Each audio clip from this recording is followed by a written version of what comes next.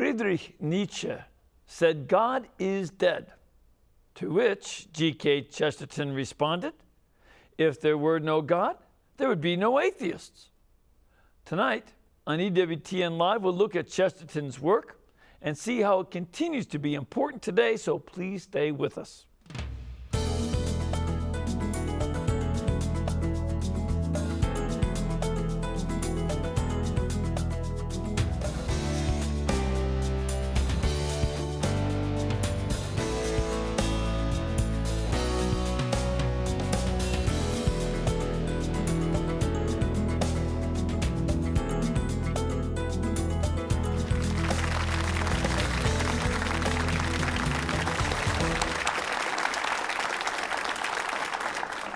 Thank you and welcome. I'm Father Mitch. Welcome to EWTN Live, our chance to bring you guests from all over the world.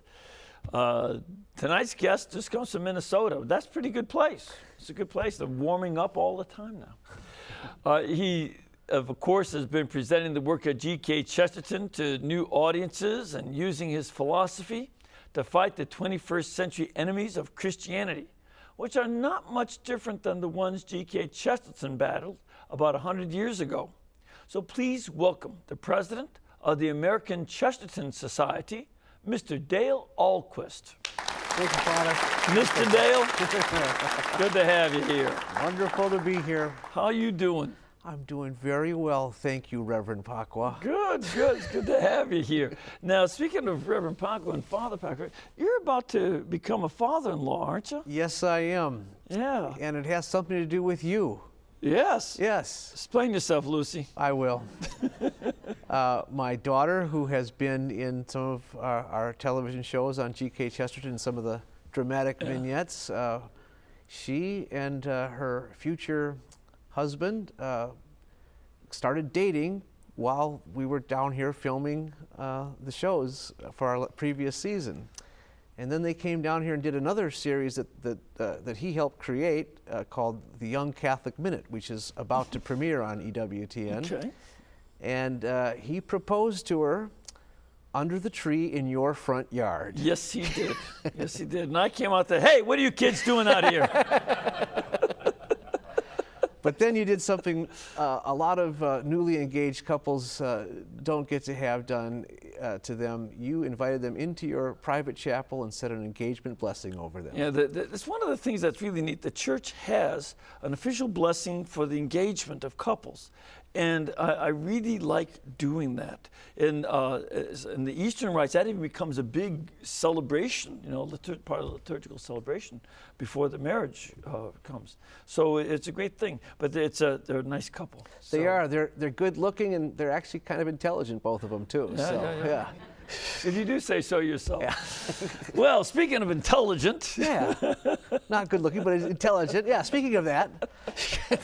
You are back here working on a series. Matter of fact, you've been here a couple weeks already. Yes. Working on a new series. What is this new series on Chesterton going to be about? It's our 6th season that we're doing, and we have the same wonderful variety of shows on Chesterton. We do an episode on life and death, one on comedy and tragedy. We have Chesterton's approach to social justice and to the environment, which, not surprisingly, mirrors the same approach as the Catholic Church. What do you mean the approach to the environment? Chesterton actually wrote about the environment and how the modern world has really the wrong attitude towards nature. In what way? Well, he nails it on the head when he says, nature is not our mother. Nature is our sister because we both have the same father. There you go. Yeah. There you go. And, you know, there's this deification of nature that's even, it gets close to being promoted by the public school system on Earth Day. Absolutely. You know, where some things that they're doing make, I like to encourage our parents to keep an eye on what happens on Earth Day. I'm in favor of planting trees, cleaning up the garbage, keeping the water clean, keeping the air clean. Everybody should be in favor of that. Yeah.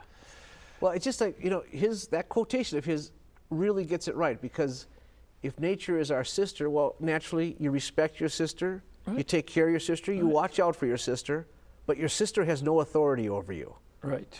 And that's the difference. Ah, see, and with Mother Earth, Yeah. and again, even the deification of Earth, they use the old Greek word for Mother Earth, Gaia. Yeah. And they try to say, oh, we're going to celebrate Gaia.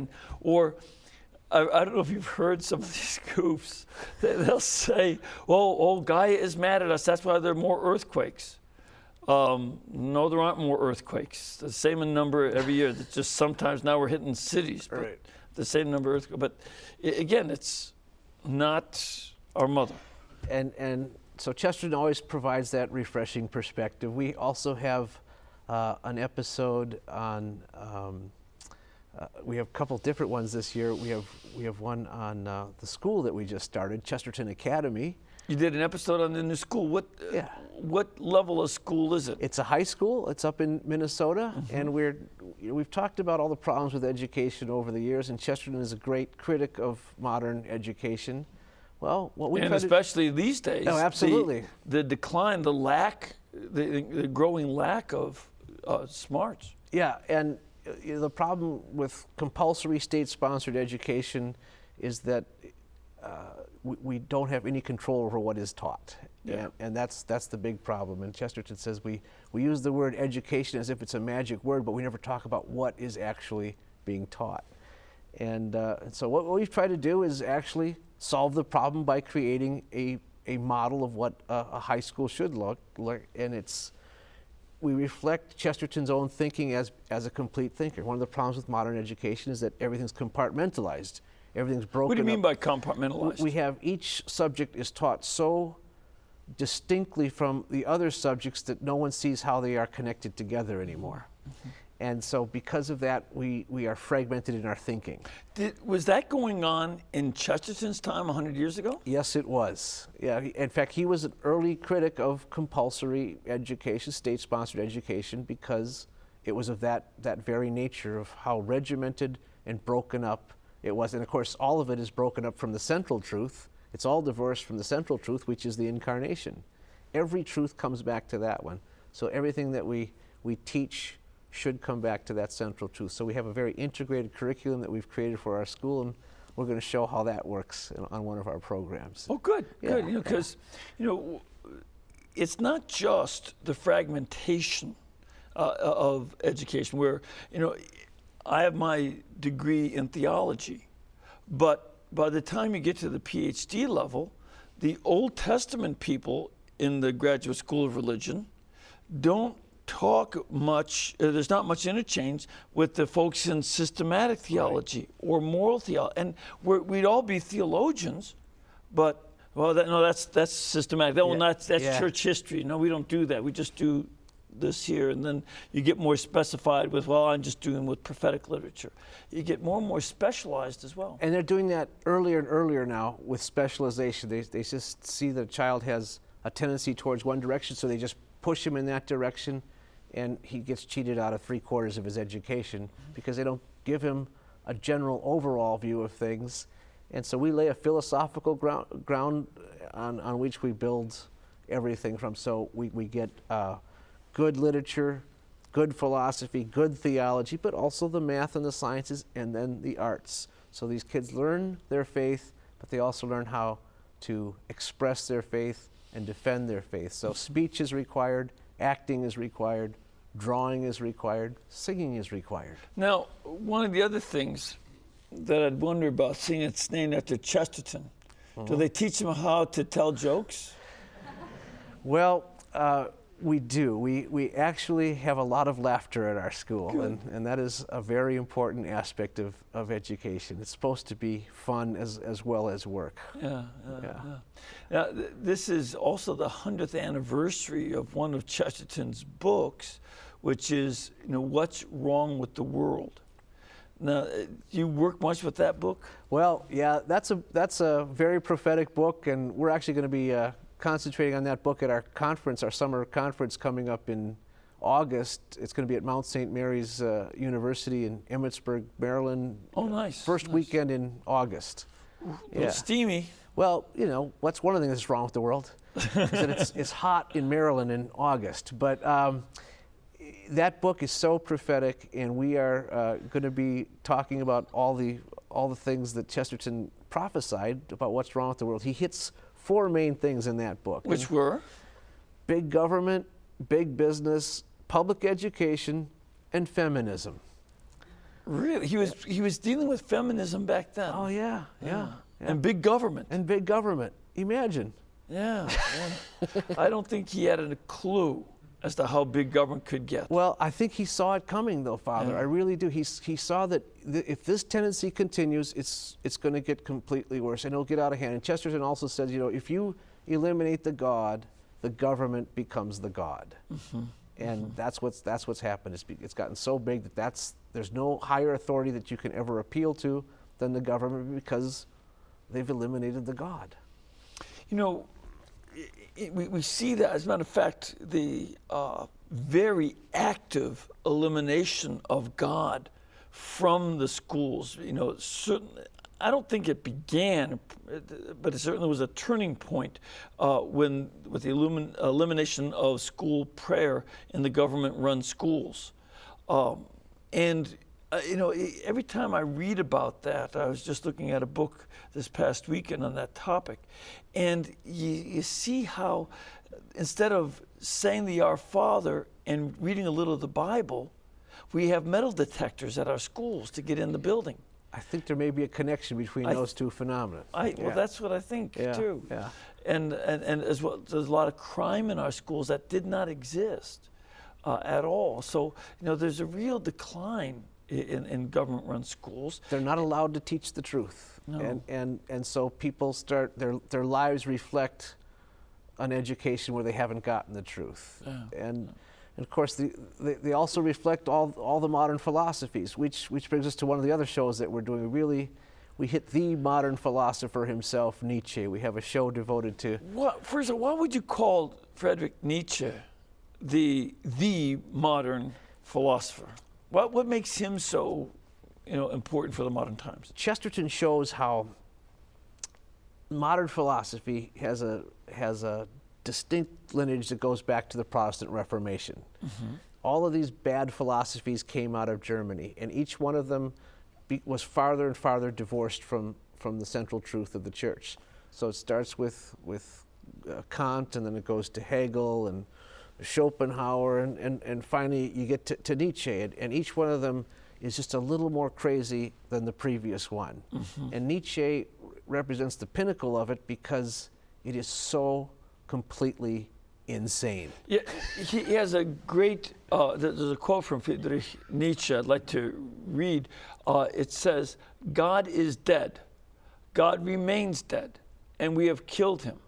How shall we, the murderers of all murderers, comfort ourselves?" And he answered, "Must not we ourselves become gods simply to be worthy of it?" Now, that is a quote that certainly fits today, where people, again, we want to make Mother Earth a goddess, and themselves want to be gods. The New Age movement was about that, but not only the New Age movement.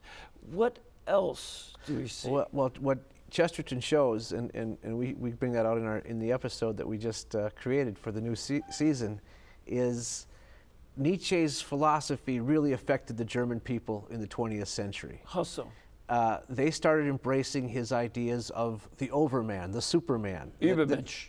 That we have evolved to something higher than human, and of course they saw it being with their race, that they were the master race. Mm-hmm. And anybody else really should be eliminated. They're weak. They don't deserve to even exist, and they should be eliminated. And that kind of thinking, you know, was an infection that was planted by Nietzsche. Mm-hmm. And there was seeds of it also right away with Prussianism, but it continued on through Nazism. What do you mean by Prussianism? Well, Prussianism was Prussia was the German Empire at the time of World War I. And Chesterton's... Yeah, it was basically the back in the 1800s, the Chancellor of Prussia, the Prime Minister of Prussia, was Bismarck, Otto von Bismarck, Right. and he unified the rest of Germany around the Prussian state.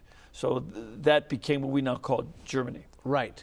But Chesterton always made a distinction between Germany, which was a nation of German people, and Prussia, which was this artificial empire created by Bismarck, which had a philosophy of, we have it right, and we're going to conquer anybody who disagrees with us. And Such as the French in 1870. Yeah, and so they started expanding their empire, and when they moved into Belgium, when they took over Belgium right at the beginning of World War I, which that helped precipitate that war, Chesterton says, we have to stop this, because if this philosophy takes over, it'll be the end of Christendom. And that's why he was very much a supporter of England's and other people's involvement in World War I to fight the Prussian Empire. When they defeated Germany in World War I, he said this philosophy still exists in Germany. We really haven't conquered it yet, and it's going to come back, it's going to return. He says the world is moving towards a new war. It'll be the worst war in all of history, and it will start on the Polish border. And so he prophesied the beginning of World War II. Because he says it's really... Because that's exactly where it did begin, when the Nazis invaded Poland on September 1st, 1939. Right, and he saw that Hitler represented Nietzsche's philosophy. So, and then of course, Chesterton died before World War II started, but his prophecies came true. The war started.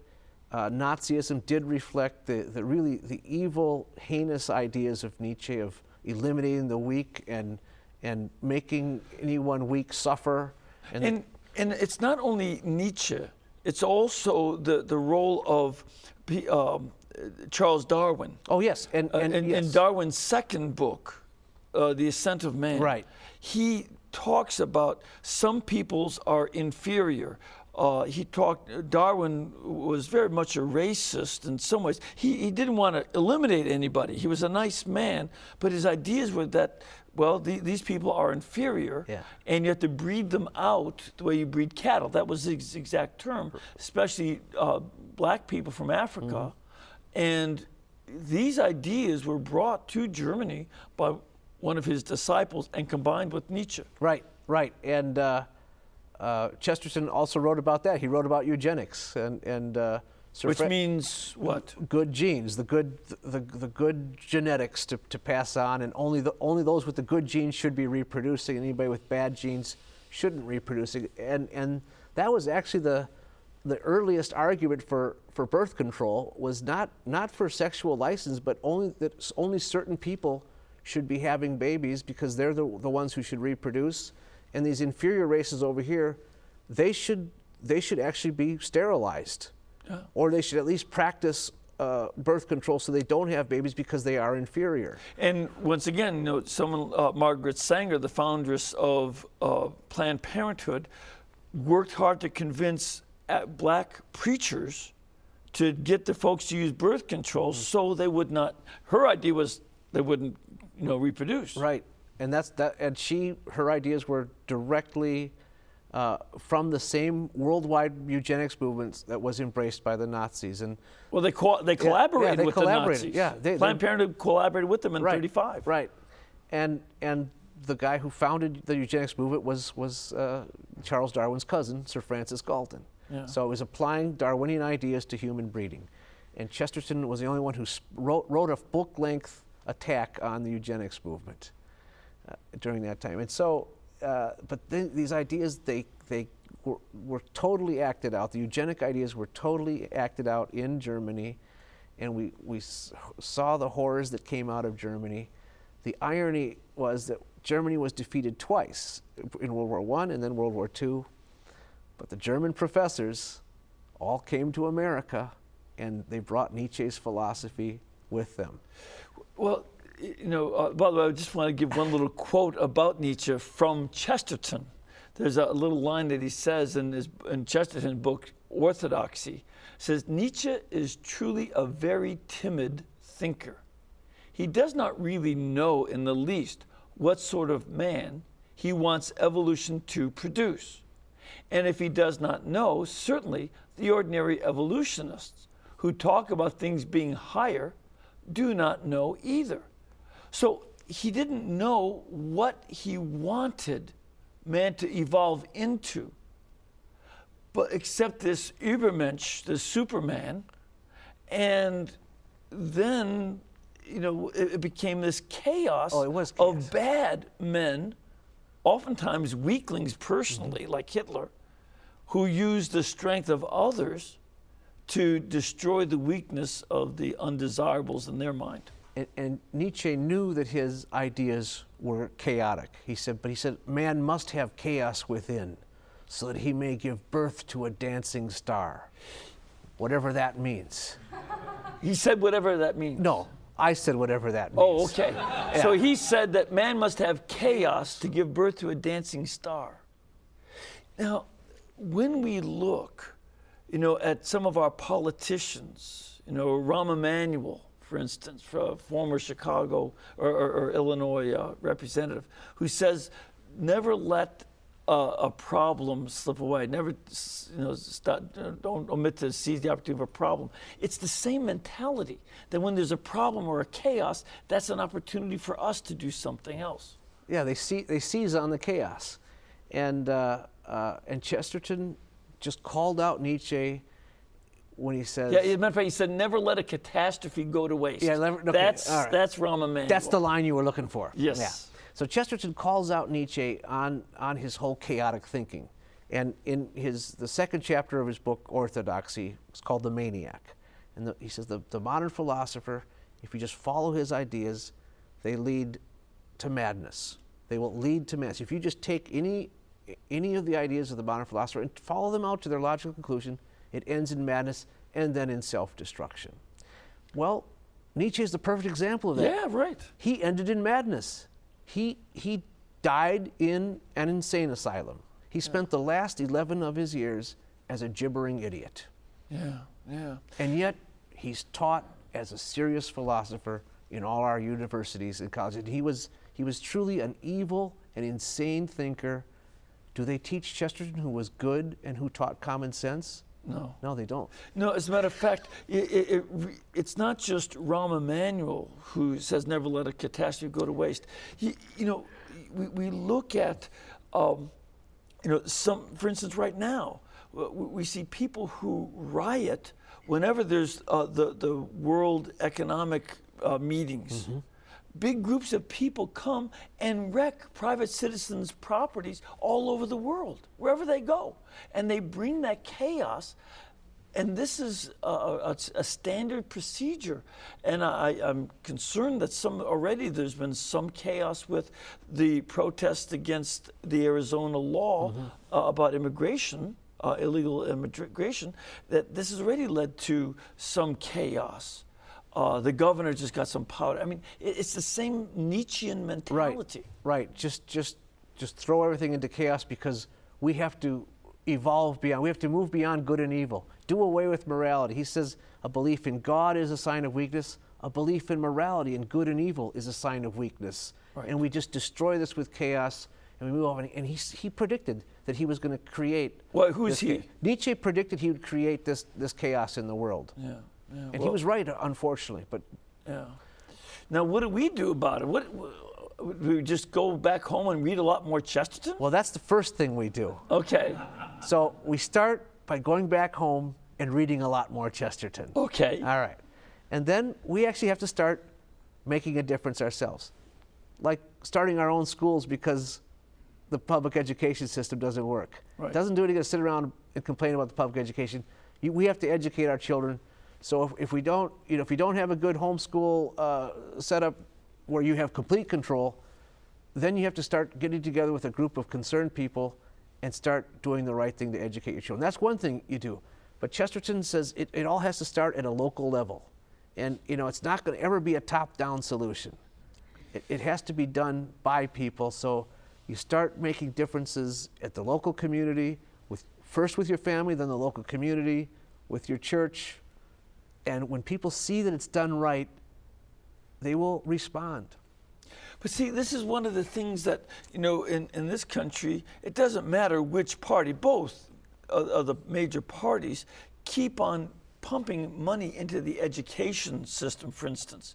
And it just seems to get worse and worse. Oh, it does. It does. And again, Chesterton and Belloc, his great colleague, they said it may have to completely collapse before we can start over. Oh. And that's not fun. Well, see, it's not because fun. that sounds like the same. We have to be careful there, because the chaos that Nietzsche wanted is exactly what they're bringing about by a top-heavy government. But the problem is that we're creating a system that can't be sustained, and it will collapse simply because we can't sustain it. We can't sustain the government right now. We can't sustain the education system right now, and so unless we start reforming them, they will collapse. We're seeing that in Greece. Yeah. Greece is beginning a collapse because they can't sustain big government there. But again, if we start at the local level, we can start making a difference just in our immediate area, and hopefully it has a ripple effect around us. Yeah. So, too often we're always waiting around for someone else to solve the problem, and we never realize it's our problem. We have to start solving it. So we start in our own community. Yeah, I think that's going to be a key element. And another part of that is that we start off with ideas of what we do want. Good. One of the things about Nietzsche is that he starts off with what he does not want. Hence, chaos is desirable for somebody of that goofy mentality. That's a very good point. Whereas Chesterton, who derives from our faith and our philosophy, what he does want, then gives us a vision of where we want to go, and not just what we want to avoid. That's very, very good point, Father. In fact, he brings that up right at the beginning of what's wrong with the world. Because he says, we all agree, for instance, that prostitution is bad, but we don't all agree that purity is good. Yes. And matter of fact, there are plenty of people who think that purity is bad. They'll say that sexual purity is sick and psychologically disordered. That's the common teaching in textbooks in high schools. So this is a problem. In the government-run schools. So when you have a situation where everyone believes something is bad, but not everyone believes that something is good, you can't fix the system based on that. So we have to first establish what the ideal is. What is it that we're working for? He says, what's wrong with the world is that we don't ask what's right. Right. And he said, what's right with the world is what we have to work for is the Christian ideal. And that's the basis of his great quote, which comes from that book. The Christian ideal has not been tried and found wanting. It's been found difficult and left untried. Yes, and I dare say that I have to disagree with our president's statement in Turkey that we are not a Christian nation. I would rather agree with the Supreme Court decision of 1799, which did say we are a Christian nation. I'll go along with that Supreme Court decision too. Yes. So we're going to take a little break, and just want to remind you can find a lot of G.K. Chesterton's writings at EWTN's Religious Catalog. So go to EWTNReligiousCatalog.com or call 1-800-854-6316. 1-800-854-6316 and get the information about the books available to learn how to think clearly, well, and with a positive goal in mind, such as Chesterton did. We'll be back in just a couple of minutes because we also want to get your questions and your comments, as well as those of our studio audience, so please stay with us.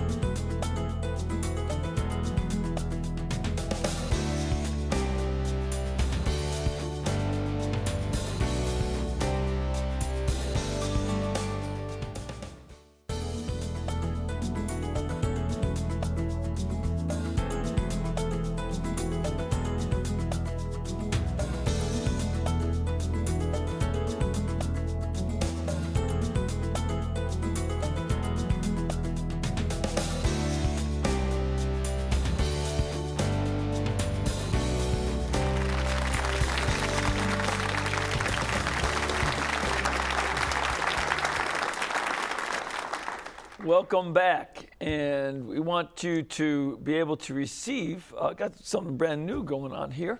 EWTN has a free weekly email newsletter. You have to have email to get it, or remember, you can always go to your public library and get an email account there. Believe me, that's a lot better for you to be going to EWTN.com than it is for some of these other people are going in the public library. So you can get our email newsletter called Wings. Go to EWTN.com, give us your email address, and we'll get you that for free, okay? Also, we have a nice group of folks from different parts of the country, from Atlanta and North Carolina and Michigan and Iowa and Illinois and all sorts of places, and it's great to have them, and we'd love to have you come and join us too. If you can make a pilgrimage, contact our pilgrimage department at 205-271-2966. That's 205-271-2966, or go to our website, www.ewtn.com, and they'll help you with accommodations and directions for the here at the monastery here and masses, as well as up in Hanceville. Come to the shows, being in the audience, they'll get you directions to our famous local restaurants. I keep telling you how religious they are, didn't I? We've got Hamburger Heaven. Oh yeah, that's right. Yeah, that's what those cows are now. I've eaten. And then you've got barbecue. Golden Rule barbecue. Golden Rule. Yeah. And like I said last night, for those who are vegans, they can go get fried green tomatoes at the Irondale Cafe. Get you some black eyed peas, butter beans, or greens, and anything else good for you to eat. How's that sound? That's a pretty nice commercial. Or, if you like it, if you're not a vegan, get you a chicken fried steak. All right, let's go to some phone calls. Let's start off with Larry. Hello, Larry. Hi, Father. Where are you from? Northeastern Pennsylvania. Great. And what's your question? I'd like to ask Mr. Ahlquist. I've been watching your TV show and reading a lot of Chesterton over the years, and I couldn't help noticing a while ago you mentioned that he went to art school, and I was wondering how he could possibly have been so knowledgeable about things like theology and philosophy with that kind of background. Well, Chesterton went to art school, but he dropped out of art school. But he never went to the university, and so one of the reasons he is such a great thinker is that he did not have a university education. Now, how much do you want to encourage that? Think about that. How much would you not want kids to go to college? Right now, college is a very dangerous place. Mm-hmm. Parents have to be very, very careful where they send their kids to universities and colleges today, because in 80% of the cases they are going to really have their faith attacked and their moral teachings attacked, and everything that their parents have tried to provide for them completely and utterly undermined at colleges and universities.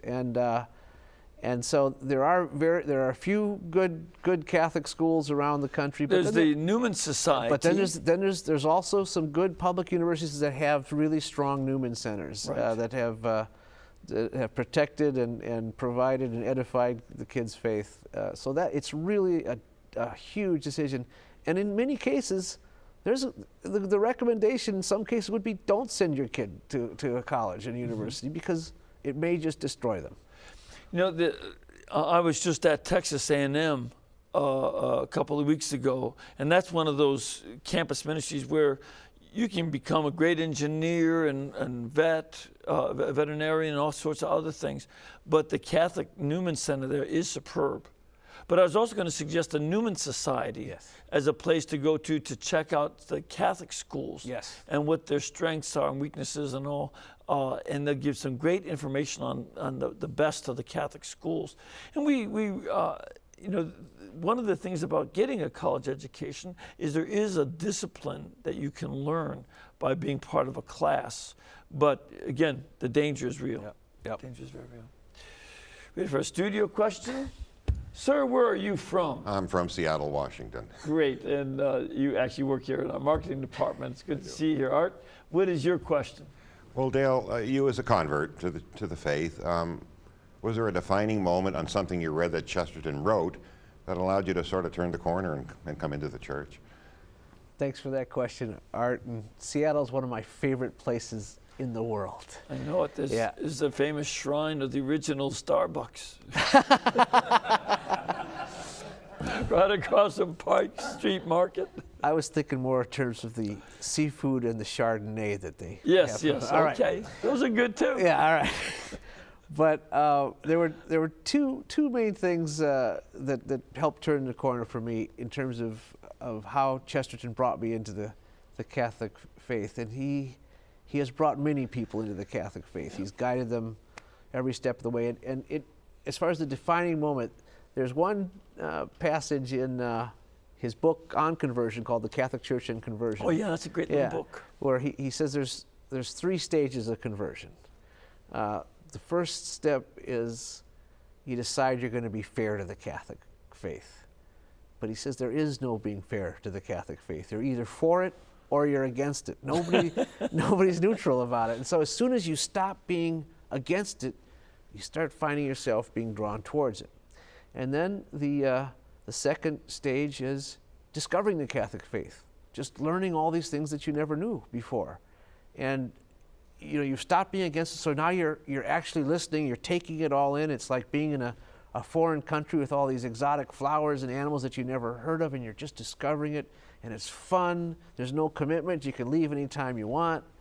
And then comes the third stage, running away from the Catholic faith, because your head has been convinced, and you've cleared the intellectual groundwork out of the way. Now your heart is telling you don't do it, and then it's just an act of the will at that point, and you will find every excuse possible to avoid becoming Catholic. But eventually you stop finding excuses. Yeah, well, then you're. Now look at you. Yeah, you run out of. Yeah, and then God all of a sudden he sets that little hook in there, and then yanks it at some point, and then you're caught, and it's the most wonderful and total defeat that you can ever have in your life. That's cool. Now there was one other moment that wasn't directly connected to something that Chesterton wrote, but it was something else that I read that really turned me towards the Catholic Church, and it had to do with a group of Chestertonians who wanted to promote Chesterton's cause for sainthood. Oh, really? Yeah, and I was a Baptist, and so I had no appreciation or understanding of the communion of the saints. Matter of fact, in general, there's a fairly strong rejection of devotion to the saints. Fairly strong. Yeah. In fact, completely strong. Yeah. We just don't have any room for saints. You pray directly to God. You don't mess with a saint getting between you and God, right? As soon as I heard the idea of Chesterton being canonized, I had an epiphany. I had an instantaneous understanding of the communion of the saints. I knew exactly what it was about without anybody having to explain it to me. I knew that Chesterton was in the presence of God. I had no doubt about that.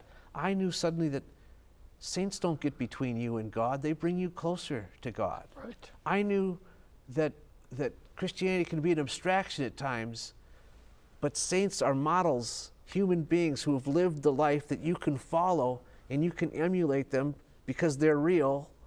And here's a real example you can follow. So all of a sudden saints were models. I understood that perfectly, because Chesterton had been a model for me to follow. I understood that they're your advocate, and that you ask your friends to pray for you. And Chesterton had been my friend, and so I wasn't afraid to ask him to pray for me. And I also understood for the very first time that every saint has a cultus around him. And I knew that I belonged to the cult of Chesterton, and I was okay with that. You're in a cult? Yeah, that's what I'm What telling kind you. of cult? I just told you. And I was okay with that. And so Sure, most of you cult members are. and so yeah. And so then most of my other Chestertonian friends would say, oh no, that'd be bad if Chesterton were canonized, because he's such an ecumenical writer. He appeals so broadly to non-Catholics as well as Catholics. It would turn off all the Catholics. And I said, are you kidding? I was the only Baptist in the group, only non-Catholic in the group. I said, are you kidding? Our idea of saints is that they're all these 14-year-old barefoot girls. You need more 300-pound cigar-smoking saints in the Catholic Church. Well, there's a new criterion for the Holy Office. There you go. All right, let's go over to a caller. We have Jesse on the line. Hello, Jesse. Hello. Hi, where are you from? California. Great, and what's your question? I just wanted to know if he has ever considered putting G.K. Chesterton on the big screen along the lines of C.S. Lewis' Chronicles of Narnia. Great suggestion, Jesse. Great. What do you think? Well, I'm glad he asked that question. I don't know who Jesse is. I swear I don't know who Jesse is. But we actually have just completed filming a movie based on a Chesterton novel. Which novel? It's called Man Alive. Okay. And Chesterton wrote about 7 novels, and Man Alive is a delightful novel based on a character named Innocent Smith. Innocent Smith, as his name suggests, is innocent, although he's accused of attempted murder, he's accused of multiple adultery, he's accused of burglary, he's accused of abandonment, and he is guilty apparently of all these crimes, caught red-handed in all these crimes, and yet he's innocent. How does that work? I'm not going to tell you.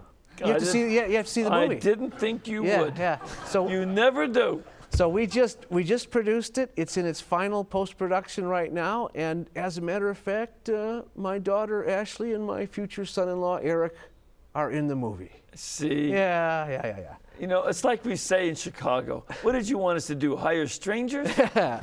But there's also a great appearance by the actor who's in so many of our episodes, Kevin O'Brien, who we'll see probably later tonight too. Yes. All right. Okay. We have another question here. Sir, where are you from? From Naples, Florida. Great, and what's your question? Dale, you mentioned you were doing a program in a high school, or starting a new high school with a program by G.K. Chesterton, rather. Are you going to develop that so that it can be transported to other high schools? And also, my son and daughter-in-law homeschool. Is it something that a homeschooler can adapt to their education? Great, thanks for that question. Well, our hope is to create a model with Chesterton Academy that other schools can follow, and make our curriculum available so that homeschoolers can take advantage of it as well. We are really putting together the ideal curriculum. The school's in its 2nd year of existence right now. We have just 9th and 10th grade. We'll be adding 11th grade next year, and then, of course, 12th grade after that. Chesterton is the model thinker. So it's not that we just teach Chesterton, it's that he's the model thinker, so we use that kind of thinking that we teach, and then each year ends with a Chesterton text for each class that they study. But it is absolutely a curriculum that we intend to make available on a wider use. It's not ready yet, but it's on its way to being ready. Let me ask you this. Are you giving them any art classes for them to drop out of? Well, I'll tell you, every student at the school learns how to draw, and it's amazing. Go to our website at chestertonacademy.org. You'll see some of our students' drawings, and these kids have never drawn before. Just fabulous. You know, I'll never forget 4th grade, and all of us had drawn, and the teacher was showing off all the pictures. And then when it came to mine, the whole class went, ew! Haven't drawn since. We have another question. Oh, Hey. Speak of the angels, you have the fluttered wings. And where are you from? I'm from St. Louis, Missouri, Father, with Theater of the Word Incorporated. Dale has had me help him put his shows together for many years now, and I love doing it. It's a real grace to be here. And I also have a series on EWTN, the Theater of the Word, that people can watch. Just in case anybody didn't know that. But you like have all these no gondolas. idea, Dale, how many people tell me that your show is their favorite show on EWTN. So for your viewers who haven't seen it, they really need to tune in, because it's a very interesting show and also very entertaining. Yeah. My question is, when I first started reading Chesterton about 13 or 14 years ago, if you talked to people about him or searched on the internet, you would find very few references to him. Now he's all over the place, and I want to find out more about your local societies, because I know you were earlier talking about do things locally and get things going. I know you've got local societies. How do people start them, and how do they help spread the word about Chesterton? Thanks, Kevin, and thanks for your kind words. You're welcome. Yeah, you're a good guy. Yeah, and the only reason people say that my show as their favorite shows because they haven't seen your show and they should watch your show. Okay. Boy, oh boy. Yeah, I'm sorry. Okay.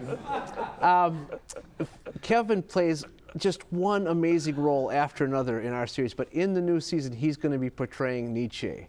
And we filmed it today, and it made your blood run cold to see Nietzsche express his philosophy on camera. It was stunning.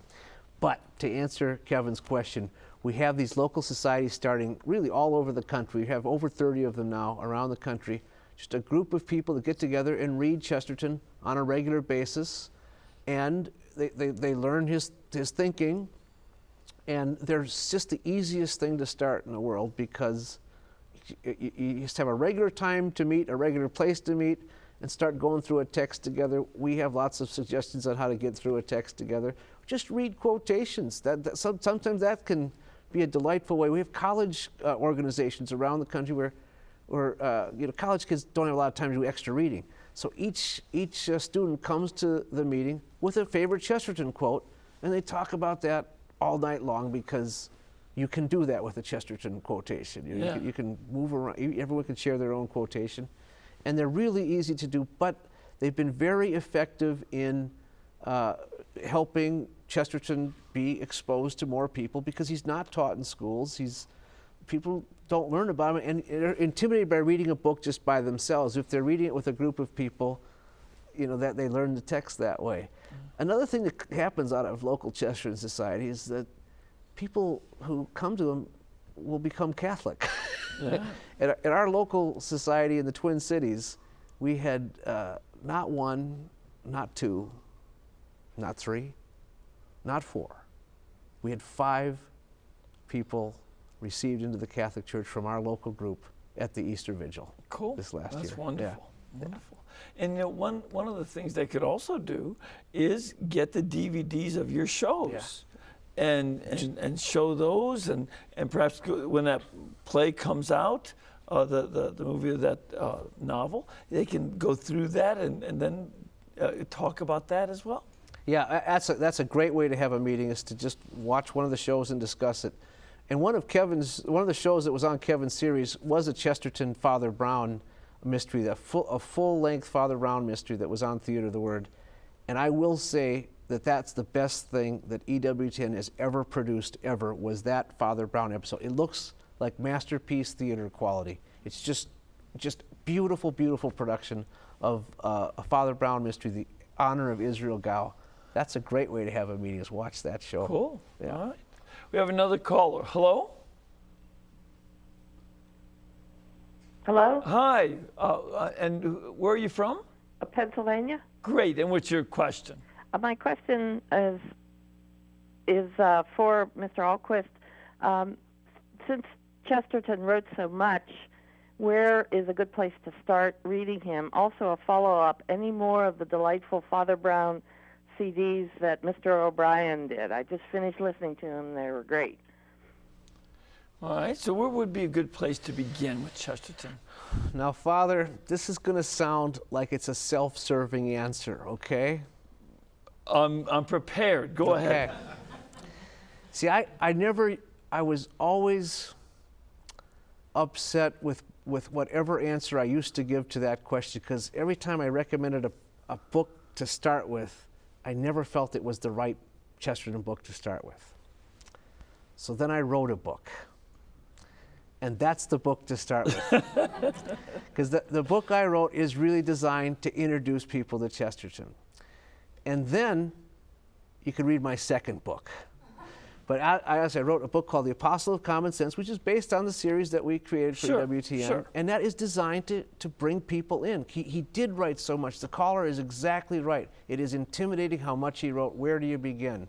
My book is just like the window, the door that you get through, and then the world of Chesterton is open to you. But The Apostle of Common Sense is one book. Common Sense 101, Lessons from G.K. Chesterton. That's by theme. That's Chesterton's different topics that he writes about. And when I say I wrote the book, all I did was dodge between Chesterton quotations. That's all I did. No, but then after they read your book, yeah, can they at some point start reading Chesterton himself? I guess so. Okay, And what would you suggest? I'll list some of his important books. Obviously, his two most important books are Orthodoxy and The Everlasting Man. Orthodoxy is about how he became a Christian and his amazing discovery of the faith. It's written before he's a Catholic, but you don't even know that when you read it. He's truly talking about the historical He didn't church. become a Catholic for some years after that, did Yeah, he? it was 14 years after he wrote that book, yeah. And then The Everlasting Man is certainly one of the masterpieces of Catholic apologetics ever written. He just puts together history and philosophy and puts it all together, showing how the only explanation for what's happened in history is the Christian explanation. I really think that those two books are the best place to start to get his thought, because from that everything else does flow. After you've read my two books, those are the best two books to start. But then I have to quickly mention What's Wrong with the World, the book we've already talked about tonight. That's actually a relatively easy book to read. His book on St. Francis of Assisi is a very accessible book. The book on St. Thomas Aquinas is a great book. So, and then you have to read the Father Brown stories, and then you can start working on the poetry too. But you look at What's Wrong with the World and Heretics, and you see some of the different movements of thought that he's criticizing back in those days. And while you may not know the specific individuals he's mentioning, you do understand that the same ideas are around, exactly as you had said early in the show, that these ideas are still around. That's right. And they are causing more havoc than they did then, because they're being played out. Yeah. And then, of course, he wrote thousands of essays. So any book of Chesterton essays is always a delightful read, and you'll always learn something, and it'll always be somehow hitting some contemporary issue. He always manages to hit something that's true right now. Yeah. And there's also Gilbert Magazine. There is Gilbert Magazine, the magazine that our American Chesterton Society publishes, and it's the only month-and-a-halfly published. It comes out every month and a half, and it's got some Chesterton essays, good quotations, but articles on everything that's going on, politics, art, and economics, everything. We handle it all. It's the best magazine in the world. Ain't that something? Isn't that amazing? Yeah, I'm amazed. Well, it's good to have that stuff available, and as people do learn, in some ways, antidotes. See, that's one of the ways I like to see Chesterton. He's an antidote to the common moods, because too often people are not thinking through the issues. Right. They are empathizing with one faction or another, and instead of thinking through the issue, but I feel so sorry for them, and then you make a decision based on that. It reminds me of those two brothers that killed their parents, and it was a hung jury. Right. And one of the jurors said, well, haven't they suffered enough? They lost their parents after all. And you say, that's not good thinking. No, that's not good thinking. Yeah. And so this is an antidote to that kind of emotional thought. It reminds me how Chesterton said, to become Catholic does not mean leaving off thinking. It means learning how to think. Yes. And Chesterton does teach you how to think. It's just, he gives you the simple philosophical principles you need on which to build clear thinking. And that's oftentimes the opposite of what people say about Catholicism. Now you got to check your brain at the door. Yeah. That's not the case. No. You learn how to think much more cleverly. Yeah. And Chesterton, could out-debate anybody. He debated all the leading thinkers of his time, and he usually did a very good job of annihilating them on the platform. Yeah. And yet he did it with such charity that they couldn't get angry at him. So he's the model Christian in that way. He knows how to deal with his enemies. He loves his enemies, because the whole purpose of the debate is not to crush and humiliate your enemy. It's to pulverize their ideas. Yeah, you attack their ideas. And take those apart. And hopefully you win them over to your side. That's what you're trying to do, is get them over to your side. This would be a good thing to put on a lot of talk TV. Yeah. Well, thank you. We've run out of time. It's great to see you back to do this new material and let us know about it. So thank you very much for being here. Thank you. And may the Lord bless all of you, and let his face shine upon you and lead you by his peace, the Father, the Son, and the Holy Spirit. Amen. Amen.